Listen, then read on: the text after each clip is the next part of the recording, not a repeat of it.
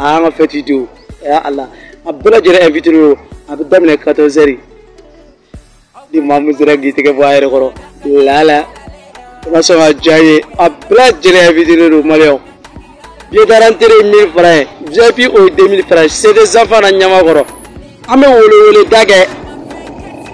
a bɛɛ lajɛlen ye n'an bɛɛ lajɛlen sera ka ɲɔgɔn sɔrɔ an bɛ Ala fo k'Ala barikada cɛ a ka bɔ dɛ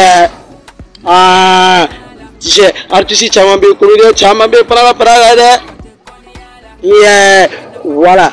o ye wele k'o ye k'a fɔ a ɲɛna a bɛɛ lajɛlen ni cani baraji sinon n bɛ mun fɔ a ɲɛna a bɛ tila ka info tɔ lajɛ a ye affiche lajɛ sanfɛ affiche filɛ nin ye